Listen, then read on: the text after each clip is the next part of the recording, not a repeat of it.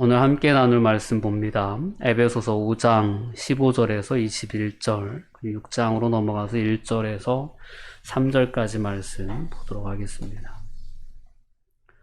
에베소서 5장 15절에서 21절 먼저 합독하도록 하겠습니다. 그런즉 너희가 어떻게 행할지를 자세히 주의하여 지혜 없는 자같이 하지 말고 오직 지혜 있는 자같이 하여 세월을 아끼라. 때가 악하니라. 그러므로 어리석은 자가 되지 말고 오직 주의 뜻이 무엇인가 이해하라. 술 취하지 말라. 이는 방탕한 것이니 오직 성령으로 충만함을 받으라. 시와 찬송과 신령한 노래들로 서로 화답하며 너희의 마음으로 주께 노래하며 찬송하며 범사에 우리 주 예수 그리스도의 이름으로 항상 아버지 하나님께 감사하며 그리스도를 경외함으로 피차 복종하라. 6장으로 넘어와서 1절에서 3절 말씀 합독합니다. 자녀들아 주 안에서 너희 부모에게 순종하라. 이것이 옳으니라.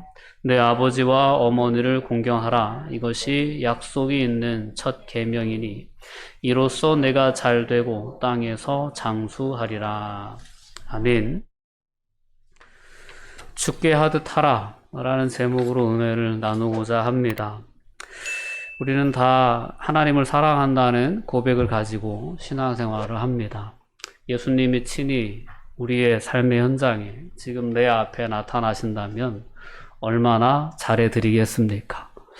자, 그런 주님을 대하듯이 우리에게 허락된 모든 인간관계를 맺어가는 것이 오늘 본문의 말씀을 통해서 하나님께서 이 시대를 살아가는 그리스도인들에게 주시는 분명한 뜻이리라 믿습니다.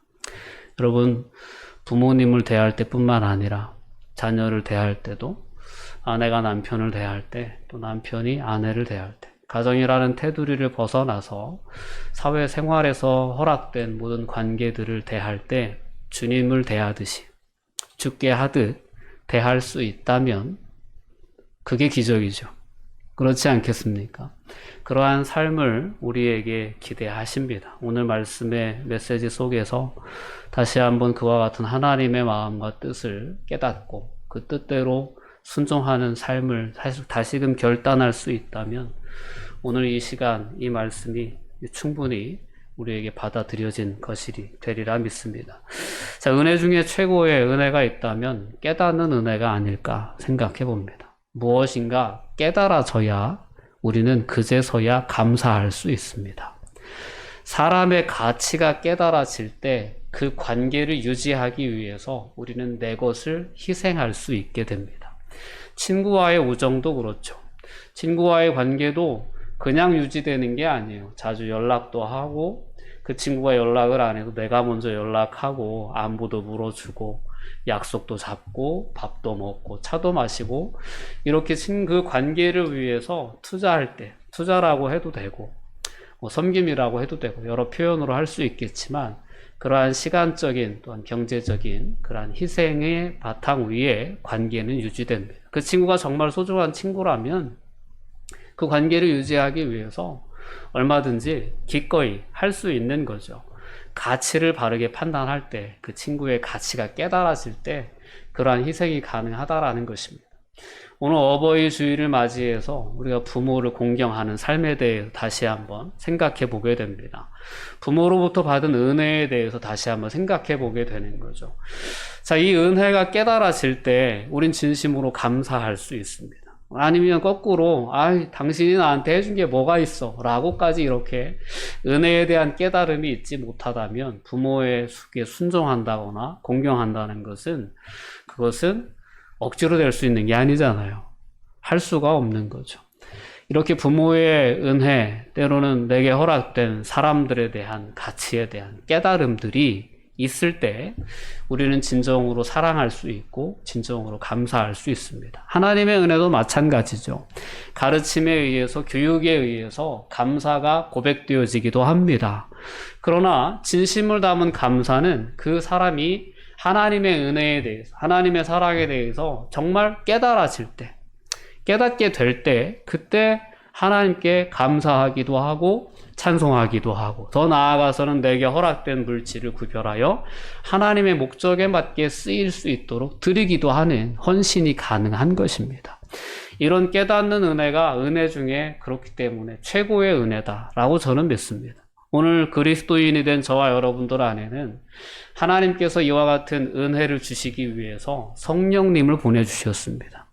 성령님이 우리 안에서 역사하시는 그러한 모습이 상당히 다양한데요. 그 중에 하나가 하나님이 우리에게 은혜로 주신 것들을 깨달아 알게 하시는 역사를 성령님이 하십니다. 여러분, 여러분에게 허락된 모든 환경이나 가정이나 관계들에 대해서 다시 한번 깊은 하나님의 은혜가 깨달아질 수 있었으면 좋겠습니다. 가정의 달 5월에 내게 이와 같은 자녀를 주신 하나님의 은혜, 내가 이와 같은 부모님을 허락하신 하나님의 은혜, 내게 이와 같은 지체들, 성도들, 때로는 더 나아가서 교우들, 더 나아가서 세상의 모든 관계들을 허락하신 하나님의 은혜를 더욱 깊이 깨닫는 달이 될 수 있었으면, 그래서 더욱 풍성한 감사와 찬송이 있었으면 좋겠습니다. 자, 그런 은혜가 여러분들의 어떤 삶 가운데 평생 지속되는 것이 삶의 진정한 행복이 아닐까 싶습니다. 만남의 축복, 관계의 축복을 늘 깨닫고 그로 인하여 감사를 표현해내며 사는 것, 이것이 얼마나 행복한 삶이겠습니까? 예수님을 믿는 사람들이, 정말 하나님을 믿는 사람들이, 하나님을 의식하는 삶을 살아가는 사람들이 세상을 살아가면서 살아내야 할 삶의 모습이 이와 같은 것입니다. 모든 사람을 대할 때 주님을 대하듯, 주님께서 내게 허락하신 이 모든 만남이 너무나도 최상의 은혜, 최상의 만남이다라는 그러한 결론이 우리의 삶의 감사로 이어지고 기쁨으로 이어지고 행복으로 이어지리라 믿습니다. 자, 그러한 은혜가 오늘 다시 한번 이 가정의 달, 특별히 어버이 주일을 지키며 우리에게 허락된 관계를 돌아볼 때 우리 안에 회복될 수 있었으면 좋겠습니다. 가정은 성경적으로 볼 때 하나님께서 창조하셨습니다. 그리고 가정은 생명의 통로입니다. 가정이 있지 않고서는 인간 생명이 이 땅에 존재할 수가 없습니다. 그리고 가정은 축복의 통로이기도 합니다. 성경은 특별히 아버지의 축복에 대한 이야기를 많이 합니다. 아브라함이 이삭을 축복하고 이삭이 야곱을 축복하죠. 또한 야곱이 12 형제들을 축복합니다. 가정은 이와 같이 생명이 연결되어지는 통로고, 또한 하나님의 약속이 연결되어지는 통로이기도 하고 축복의 통로이기도 합니다. 또한 가정은 성경적으로 보면 하나님 나라의 모델이 되기도 합니다. 가정 안에서 누리는 그 행복은 천국의 기쁨으로 그렇게 표현되기도 합니다. 하나님은 자신을 계시하실 때 가정이라는 어떤 형식을 비유적으로 이용하셔서 계시하십니다. 하나님은 우리에게 자신을 아버지로 계시하십니다. 도대체 하나님은 어떤 분이셔? 하나님은 어떤 분이야? 라고 할 때 그분은 창조주 하나님이십니다. 전능하신 분이에요. 그러나 동시에 그분은 사랑과 긍휼이 풍성하신 아버지 하나님으로 자신을 계시하십니다. 그리고 자신과 예수 그리스도와의 관계도 성부 하나님, 성자 예수님, 가족이라는 테두리 안에서 우리에게 계시해 주시는 분이십니다. 그리고 우리가 마지막 날 주님의 재림의 순간에 우리가 주님 앞에 서게 되는 그 순간을 신부와 신랑이 만남으로, 또한 그 신부와 신랑이 함께하는 혼인잔치로 그날의 그 천국을 비유해 주셔서 우리에게 그렇게 이해하게 하셨던 거예요.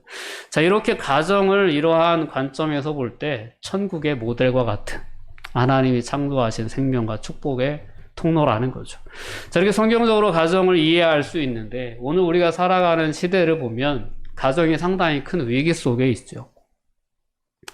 결혼을 기피하는 현상들, 혼자 사는 사람들이 참 너무 많은 시대가 되었습니다. 혼자 사는 사람이 얼마나 많은지 나 혼자 산다라는 프로까지 나오지 않습니까? 그런 TV 프로를 보면서 부부가 되었음에도 불구하고 혼자 사는 삶을 희망한다는 건 아니겠습니까? 참 놀라운 세상이 되었습니다. 왜 이렇게 홀로 사는 것을 좋아하는 그런 시대가 되었을까? 그만큼 개인주의적인 그런 시대가 되지 않았나. 이기주의가 가장 우선적인 어떤 그러한 가치가 되지 않았나 싶습니다. 나 혼자 사는 것이 얼마나 편합니까? 그죠? 혼자 다 살아보셨겠지만 혼자 사는 그 삶으로 혹시 돌아가고 싶으신 분이 계십니까? 그렇지 않으리라 믿습니다. 혼자 사는 게 편한 게 있어요. 그래서 많은 젊은 세대들이 결혼을 미루고 때로는 기피하기도 하고 결혼을 해도 언제든지 갈라설 준비를 하고 살아가는 듯한 그러한 모습을 우리가 보곤 합니다. 그래서 이혼율도 높고 때로는 참고 살다가 느지막이 황혼역에 이혼을 하는 분들도 많고 또 이혼은 복잡하니까 그냥 졸업하자 해서 졸혼이라는 표현도 나오고 가정이 점점 해체되는 분위기 가운데 있습니다. 그리고 또 잘못된 어떤 그 남녀 평등에 대한 이해가 역할 부분에까지도 이렇게 외면하는 그러한 경향으로 나아갈 때도 있고 출산에 대한 기피, 양육에 대한 기피 어쨌든 가정이라고 하는 테두리를 유지하고 세워나가는 데 있어서는 그 안에서 끊임없이 생명의 역사를 일으키기 위해서는 희생이 절대적으로 필요한데 그러한 희생을 꺼려하는 그러한 이기주의적인 문화가 더욱더 팽배해져 가다 보니까 가정이 상당히 위기 가운데 있습니다. 특별히 오늘 요즘 이 시대를 보면 존속을 대상으로 하는 범죄의 비율이 점점 높아진다라는 거예요. 5%, 6%, 7% 막 이렇게까지 올라와 있다라는 거죠. 그래서 이런 어떤 가정의 위기를 겪는 시대를 살아가면서 그리스도인들에게 주셨던 하나님의 메시지, 하나님이 이 시대를 살아가는 그리스도인들에게 어떤 삶을 기대하셨는지에 대한 그러한 부분을 우리가 오늘 본문의 말씀을 통해 깊이 돌아볼 수 있었으면 좋겠습니다. 오늘 본문 말씀의 권면을 보면 하나님께서 그런 권면을 주십니다. 오늘 6장의 말씀을 먼저 보면 그렇습니다. 자녀들아 주 안에서 너희 부모에게 순종하라. 이것이 옳으니라. 내 아버지와 어머니를 공경하라. 이것이 약속이 있는 첫 계명이니 이로써 내가 잘되고 땅에서 장수하리라. 라는 그러한 메시지를 주십니다. 오늘 이 말씀은 5장 18절 이하부터 쭉 연결된 말씀이에요. 그 사이에 이제 부부 관계에 대한 지침이 들어가 있고요. 6장으로 넘어와 보면 부모와 자녀와의 관계에 대한 말씀으로 확장되어집니다. 오늘 이 5장에부터 이어지는 그러한 인간 관계를 맺어가는 그러한 가치관에 대해서, 진리에 대해서 바울 사도는 이 에베소 교회에 보내는 이 서신을 통해서 우리에게 권면을 주고 있는데요. 이 권면의 내용을 가장 전제가 되는 바탕이 있다면 그건 뭐냐면 우리는 예수 그리스도를 믿음으로 말미암아 새로운 존재가 되었다라는 것이 전제가 되어져 있습니다. 그리고 그리스도인들이 이렇게 새로운 삶을 살아가도록 부름받았을 뿐만 아니라 그들 안에는 성령의 능력이 또한 깃들어 있다라는 것을 우리에게 깨닫게 해주면서 그러한 성령의 능력을 힘입어서 우리가 어떻게 살아가야 될까를 우린 고민해야 된다라는 권면이 오늘 본문에 담겨져 있습니다.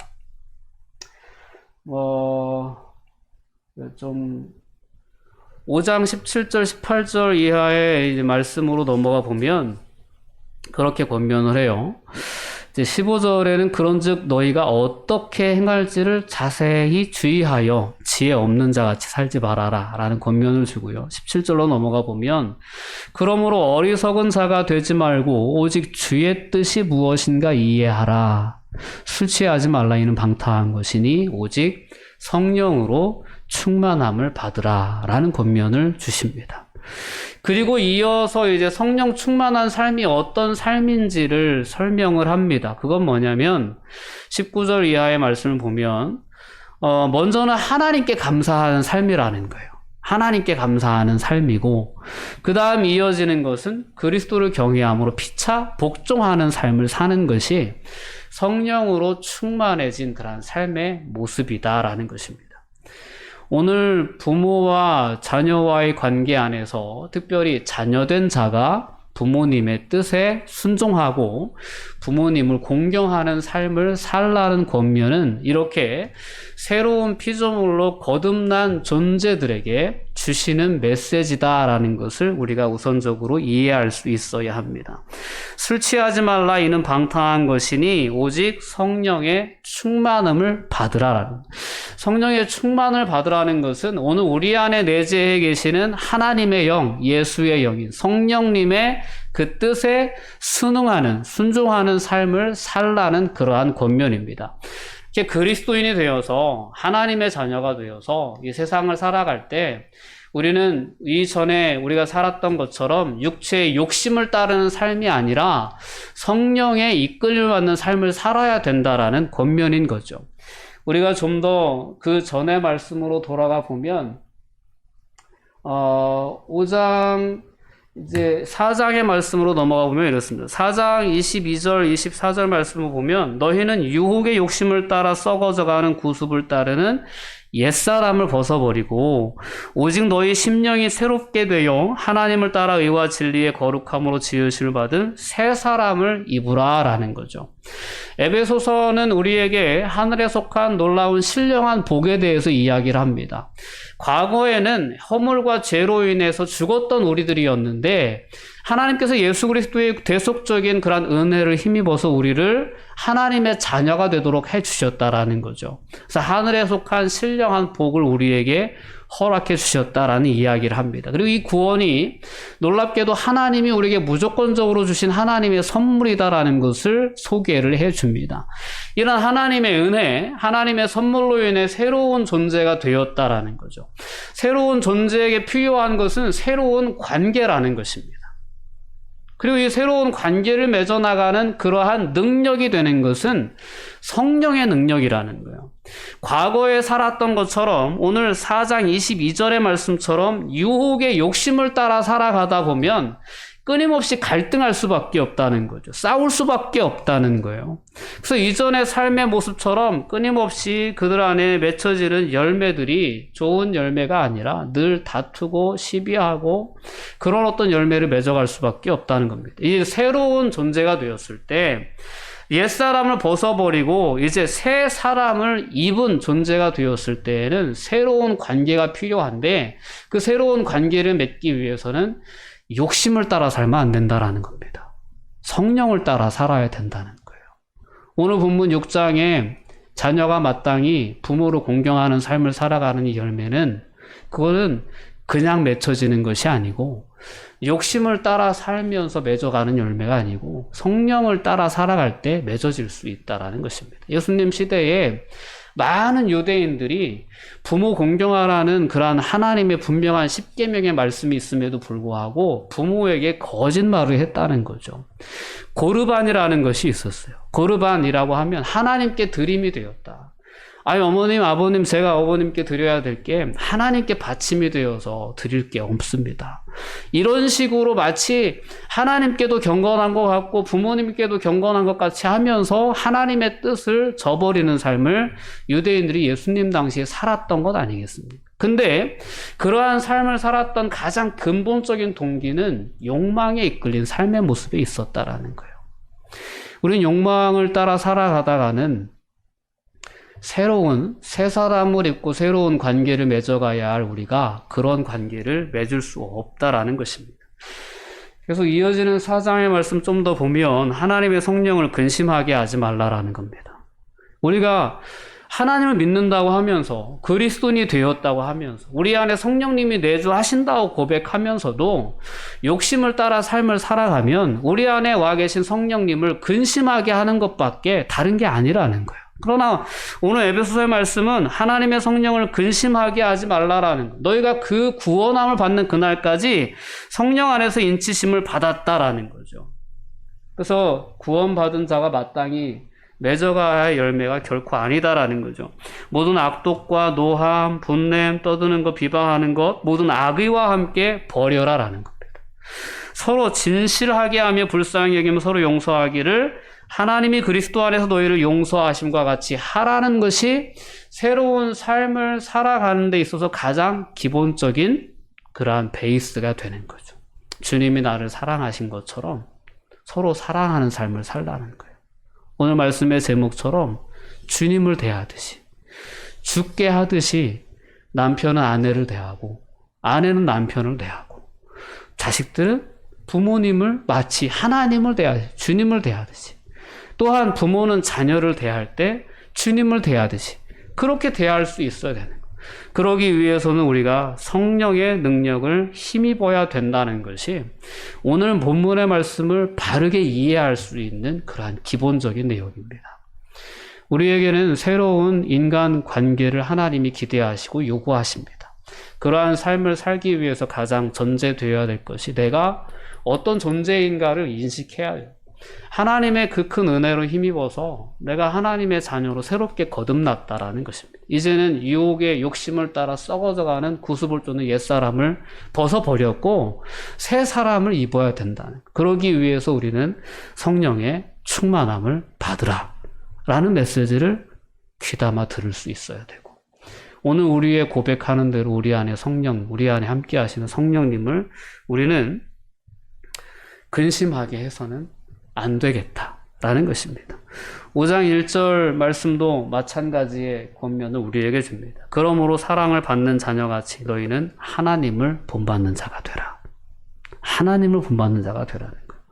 너희 아버지의 거룩하심과 같이 너희도 거룩하라 라는 메시지죠. 그리스도께서 너희를 사랑하신 것 같이 너희도 서로 사랑 가운데 행하라. 오늘 본문의 말씀은 이와 같은 에베소서의 전체 메시지와 연결되어져 있습니다.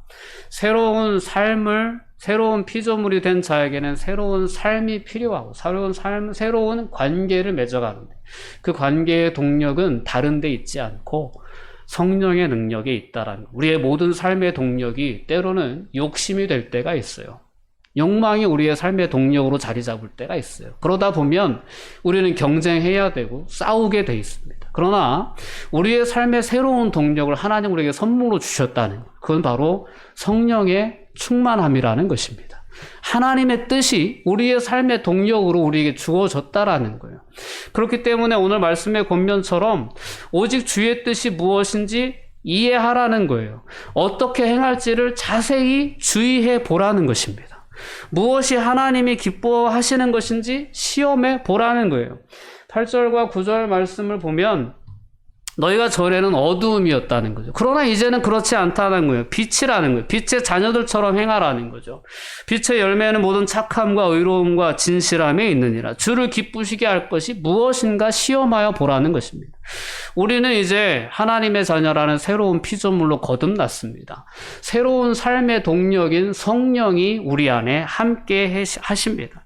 어떻게 하면 주를 기쁘시게 할지, 어떻게 행할지를 늘 주의하여 지혜 없는 자 같이 하지 말고 지혜 있는 자 같이 삶을 살라는 것이 에베소서를 통한 하나님의 분명한 권면인 것입니다.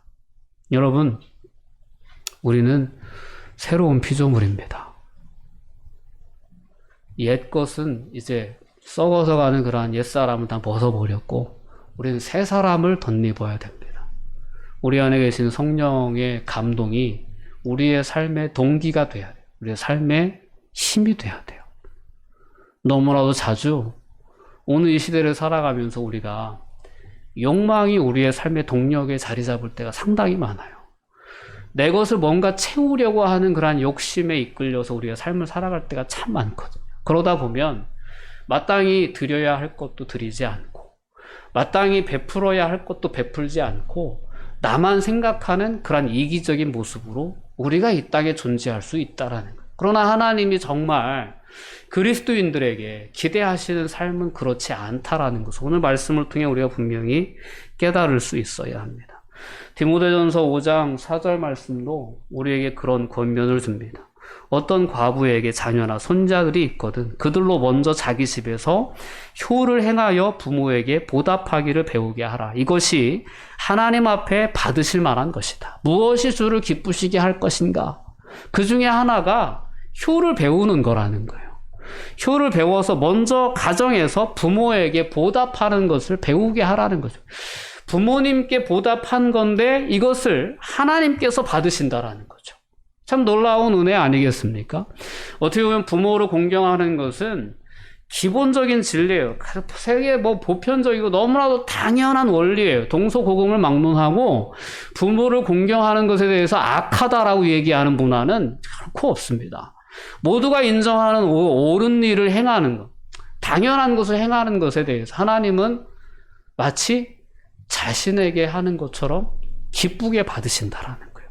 그리고 오늘 말씀을 보면 약속이 있는 메시지, 약속이 있는 명령을 우리에게 주셨다는 거죠. 이 땅에서 우리에게 잘 되게 하시는 복을 주시겠다. 이 땅에서 우리가 오래 살 수 있는 잘 되고 땅에서 장수하는 그러한 복을 약속해 주시면서 하나님은 우리가 부모님과의 관계를 새롭게 할 것에 대해서 말씀해 주시는 것입니다. 성령 충만한 자는 이렇게 하나님께 감사를 표현하고 하나님께 사랑을 표현할 뿐만 아니라 그 사랑과 감사를 상호 간에도 인간 관계 안에서도 표현해낼 수 있는 삶을 살라고 우리에게 말씀해 주시는 거예요. 피차 복종하는 삶을 살아라라는 거죠. 그래서 우리가 오늘 본문에 해당되는 내용은 아니지만 아내들, 남편들에게 주신 메시지가 그런 개념입니다. 아내들이여 자기 남편에게 복종하기를 죽게 하듯 하라. 아내들만 그렇지 않습니다. 남편들아 아내 사랑하기를 그리스도께서 교회를 사랑하시고 의하여 자신을 주심같이 하라. 그리스도께서 교회를 위해 목숨을 내어주시지 않으셨습니까? 그와 같이 아내를 사랑하라라는 거예요. 다 죽게 하듯 주님께서 하신 것처럼 하라는 그러한 새로운 인간관계를 맺어가는 원리에 대해서 오늘 말씀은 우리에게 분명히 깨닫게 해줍니다. 그리고 그 다음 메시지가 오늘 본문 6장의 말씀으로 이어지는 거예요. 자녀들아 너희 부모를 주 안에서 순종하라. 이것이 옳으니라 라는 거죠. 옳다라는 것입니다. 무엇이 하나님의 뜻인지 모른다고 우리가 할 수 있겠습니까? 그렇지 않습니다. 하나님의 뜻은 너무나도 당연합니다. 너무나도 정말 부인할 수 없는 당위성을 가지고 하나님의 성령님은 우리에게 하나님의 뜻을 끊임없이 깨닫게 해주십니다. 내가 먼저 화해해야지, 내가 먼저 손 내밀어야지, 내가 용서해야지, 내가 사랑해야지, 내가 먼저 공경해야지, 존중해야지 라고 끊임없이 우리에게 말씀하십니다. 그러나 그런 하나님의 말씀을 외면하게 하는 가장 결정적인 근본 동기는 나 자신의 육신의 정욕이다라는 것입니다. 그 욕망에 이끌린 옛사람은 이제는 벗어버리고 이제 성령에 이끌린 삶을 살아나가기를 다시금 결단할 수 있는 은혜가 있어야 됩니다. 성령 충만은 그 열매가 아름다운 인간관계로 맺어지는 것이 맞습니다. 그렇죠? 아름다운 인간관계로 맺어지는 것이 진정한 성령의 열매입니다. 성령 충만, 우리가 고백하는 이 믿음 다 아름다운 인간관계 안에서 완성되는 것입니다. 하나님을 향해 맨날 사랑한다, 감사한다, 막 이렇게 고백하고 정말 신앙이 좋아 보여요. 근데 사람을 대할 때는 막대하는 거예요. 그러면 이게 정말 진정한 하나님 사랑이냐라는 거예요. 그렇지 않다라는 거죠. 우리가 수요일 날 함께 나눈 말씀 가운데서도 눈에 보이는 사람을 사랑하지 못하면서 어떻게 눈에 보이지 않는 하나님을 사랑한다고 거짓말할 수 있겠냐. 그건 거짓말이다. 새빨간 거짓말이다. 그렇게 말씀하지 않습니까? 우리는 하나님을 향한 우리의 신앙 고백은 인간관계 안에서 현실이 됩니다. 완성이 되는 거예요. 신앙은 하나님을 만남으로 시작하여서 사람 앞에서 완성된다는 사실을 우리는 분명히 기억해야 합니다. 이것은 너무나도 중요한 거예요. 다듬어지지 못한 우리의 삶 때문에, 인격 때문에 얼마나 많은 사람들이 상처를 받는지 모릅니다. 오늘날 교회 밖에 있는 교인들이 있다고 하죠. 가난한 성도라고 이렇게 표현들을 하기도 합니다. 많은 사람들이 의외로 교회 안에서 교인들로 인해서 마음의 상처를 받고 교회를 떠납니다. 왜? 변화된 새로운 삶에 걸맞는 변화된 인격을 성숙시키지 못했기 때문에. 하나님을 향하여 맨날 사랑한다, 감사한다 고백하는데 사람을 향하여는 그렇지 못한 거예요. 그 말이 상처가 되고 그 행동이 상처가 되어서 그들은 하나님의 품을 떠나는 그런 결과를 만들어냈다라는 것입니다. 오늘 다시금 우리의 삶을 돌아볼 수 있는 은혜가 있었으면 좋겠습니다. 믿음이 좋으면 말도 예쁘고 행동도 좋아야 됩니다. 믿음이 좋으면 인간관계도 아름다워야 됩니다. 이것이 오늘 본문이 우리에게 주는 분명한 복음입니다.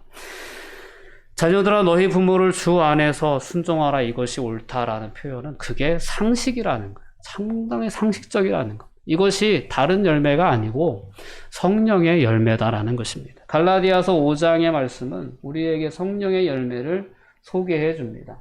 이 성령의 열매는 세상에 어떤 법도 금지할 법이 없는 열매입니다. 이것은 옳다라는 거예요. 그렇게 사는 것이 맞다라는 겁니다. 세상에 하나님을 알든 못하든 다 그걸 인정한다라는 거예요. 오직 성령의 열매는 사랑과 희락과 화평과 오래 참음과 자비와 양선과 충성과 온유와 절제, 이 같은 것을 금지할 법이 없다라는 것입니다. 오늘 이 시대를 살아가는 그리스도인들에게 하나님께서 기대하시는 삶의 모습, 성령 충만함은 막 펄쩍펄쩍 뛰고 막 노래 부르고 찬송하고 방언하고 막 이런 어떤 은사로 나타나는 현상들에 우리가 너무 집중할 수도 있겠지만, 진정한 성령 충만은 열매, 인간관계 안에서 맺어지는 아름다운 열매로 맺어지는 것이 맞습니다. 오늘 우리 안에 계시는 성령님이 다시금 우리의 삶의 동력으로 역사하실 수 있기를 바랍니다. 그분의 뜻에 귀 기울이고 어떻게 행해야 할지를 늘 주의하여 삶을 살아갈 수 있는 그러한 삶의 태도가 다시금 우리 안에 회복될 수 있었으면 좋겠습니다. 누구에게 물어도 옳다고 인정할 수밖에 없는 그러한 삶의 열매들이 우리가 성령의 감동에 이끌림대로 살아갈 때 우리의 삶에 맺혀지게 된다는 겁니다. 그 열매들이 드러나게 될 때 오늘 우리가 이야기하고 주장하는 우리의 복음은 세상에 그제서야 영향력을 미칠 수 있게 되는 거예요. 여러분, 하나님 사랑한다는 고백은 우리에게 너무 익숙하죠. 근데 그 사랑의 고백을 가지고 우리가 얼마나 사람들을 대하며 살았는지 돌아볼 수 있었으면 좋겠습니다. 자식이 부모를 순종하고 공경하는 것은 지극히 당연한 상식에 해당하는데도 불구하고 하나님은 그 상식적인 삶에도 하나님 복을 주시겠다고 약속해 주십니다. 하나님을 섬기는 것과 사람을 섬기는 것은 결코 별개의 일이 아닙니다. 하나님을 사랑하는 것과 사람을 사랑하는 것은 결코 별개가 아니고 동일한 것이다라는 거죠. 그래서 하나님은 지극히 작은 자 하나를 향한 사랑과 섬김은 곧 나를 향한 것이다라고 기억하시겠다라는 거예요. 이런 메시지를 다시 한번 우리가 귀담아 들으며 우리에게 허락된 모든 인간관계를 새롭게 맺어갈 수 있었으면 좋겠습니다. 불편한 관계가 있다면 회복을 위해 기도하시며 성령의 감동에 순종하여 다시금 다가가 보실 수 있기를 권면드립니다. 그 놀라운 회복의 은혜가 여러분들 안에 회복될 수 있었으면 좋겠어요. 솔직히 우리가 세상을 살아가면서 진정한 행복은 불편한 관계가 하나도 없는 사람이 정말 행복한 사람입니다. 어떤 삶에 내가 가고 싶은 건 못 가고 내가 먹고 싶은 거 못 먹고 내가 누리고 싶은 거 못 누린다고 불행한 것이 아니고, 정말 세상을 살아가면서 행복한 거는 나로 내가 정말 불편한 관계가 하나도 없을 때 그때 행복한 거예요. 다리 쭉 펴고 편안하게 잘 수 있는 그 사람이 정말 행복한 사람인 거죠. 내가 조금 희생한다 하면 손해봐도 불편함이 없을 때, 누군가에게 원망 들을 만한 행한 일이 없을 때 그때 정말 우리가 행복할 수 있는 거죠. 그러한 삶을 향한 그러한 가르침이 오늘 본문에 주어진 가르침을 우리가 분명히 기억했으면 좋겠습니다. 부모를 대할 때가 됐든 자녀를 대할 때가 됐든 아니면 아내나 남편을 대할 때가 됐든 이 죽게 하듯 하라는 이 메시지를 기억하면서 새로운 삶의 가치관으로, 새로운 삶의 동력으로 우리 안에 와 계신 성령님의 뜻에 의지해 삶을 살아낼 수 있다면 그 삶을 통하여 이러한 누구도 부인할 수 없는, 거역할 수 없는 열매들이 맺혀질 뿐만 아니라 겸하여 하나님의 영광이 세상에 드러나리라 믿습니다. 세상이 점점 변해져 갑니다. 그래서 가족이면서도 불구하고 서로에 대한 책임을 회피하려고 하는 그러한 시대가 되었습니다. 2020년 사회조사의 결과를 보면 부모 봉양에 대한 인식이 점점 바뀌고 있답니다.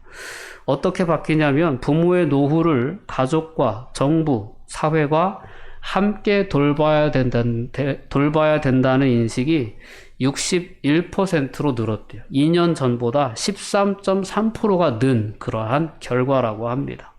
반면 가족이 부모의 노후를 책임져야 한다고 한 대답의 비율은 2년 전보다 4.7%나 감소했다는 거죠. 26.7%에서 22%로 그렇게 감소했다는 거예요. 그거는 자녀가 어떻게 가족 안에서 모든 이런 케어가 이루어져야 되는 것이 정상적인 어떤 가정의 모습이었거든요. 근데 이러한 것들이 점점 그러한 책임에 대한 인식이 흐려지고 있는 그러한 시대를 살아가고 있다는 것입니다. 여러분, 이런 시대 속에서도 다시금 우리에게 주시는 하나님의 분명한 음성에 우리가 집중할 수 있어야 합니다. 다른 사람들이 다 그렇게 산다고 해도 우리는 서로에 대한 책임에 성실히 임하고, 또한 주님을 대하듯이 진정으로 사랑하며, 또한 그를 통한 하나님의 은혜를 우리가 충분하게 깨닫고 그 은혜에 대해서 진정으로 보답하는 삶을 살아낼 수 있는 그러한 삶의 모습을 우리가 하나님 앞에 살아갈 수 있기를 바랍니다. 무슨 일을 하든 누구를 대하든 죽게 하듯 하라는 이 메시지 위에 우리의 삶을 다시금 세워나갈 수 있는 은혜가 저와 여러분 모두에게 있기를 주님의 이름으로 권면드립니다. 기도하시겠습니다. 사랑과 은혜가 충만하신 아버지 하나님, 감사와 영광을 돌려드립니다. 하나님, 가정의 달, 어린이 주일, 어버이 주일을 저희들 함께 보냅니다. 하나님, 우리에게 허락하신 부모님, 우리에게 허락하신 자녀, 우리에게 허락된 이 모든 만남들, 얼마나 놀라운 하나님의 은혜인가를 다시금 깊이 헤아릴 수 있게 하여 주셔서 하나님께 감사하며, 또한 서로 간에 깊이 사랑할 수 있는 그러한 새로운 삶을 살아갈 수 있도록 주님 저희들을 붙잡아 주시옵소서. 욕망이 이끌리는 옛사람 벗어버릴 수 있게 해주시고, 성령의 감동에 사로잡힌 새 사람을 덧입을 수 있도록 저희들 끊임없이 인도하여 주시옵소서. 그리하여 마침내 우리의 삶을 통하여 맺혀지는 아름다운 열매들로 인하여 하나님의 영광이 증거될 수 있도록 이끌어 주시옵소서. 예수님의 이름으로 기도하옵나이다. 아멘.